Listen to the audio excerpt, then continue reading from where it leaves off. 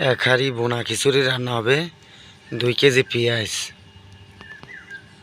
500 গ্রাম রসুন, 500 গ্রাম আদা,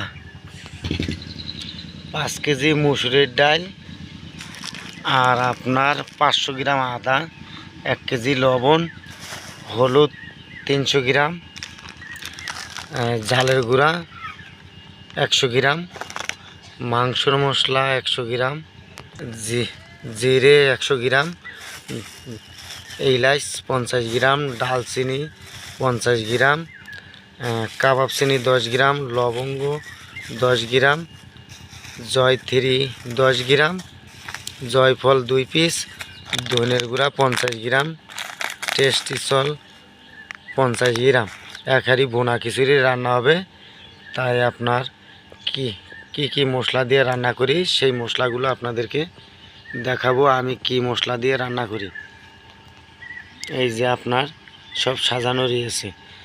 এক হাঁড়ি বোনা খিচুড়ি রান্না করা হবে। 15 কেজি চাল আর 500 গ্রাম কাঁচা জাল আছে। কাঁচা জালটা সামনে নেই। আর সয়াবিন তেল হলো 4 কেজি। এই সম্পূর্ণ মশলা দিয়ে আপনার 15 কেজি চাল রান্না হবে বোনা খিচুড়ি। এই হাঁড়ি বসাই দিয়েছি, তেল গরম হয়ে যাবে, তারপরে আপনার ঝাল পেঁয়াজ সব দিয়ে দেবো, দিয়ে রান্না করব।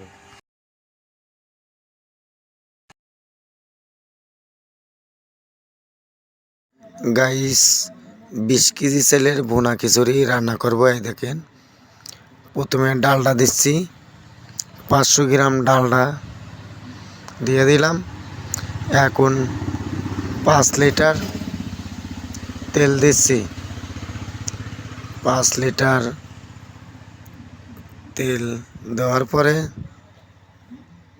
তেল যখন গরম হয়ে যাবে তখন আপনার কাঁচা জাল দেবো। এই দেখেন, এইবারটা কাঁচা জাল দিচ্ছি, 800 গ্রাম কাঁচা জাল, আর 2 কেজি পেঁয়াজ দিলাম। এইবারটা রসুন দিলাম, 600-700 গ্রাম হলো রসুন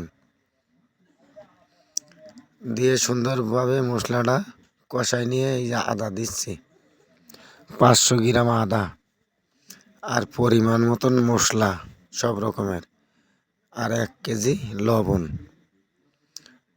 100 গ্রাম গুঁড়া জাল দিলাম, আর 300 গ্রাম হলুদ। সুন্দরভাবে মশলাগুলো কষাই নিয়ে এবারটা পরিমাণ মতন পানি দিয়ে দেব।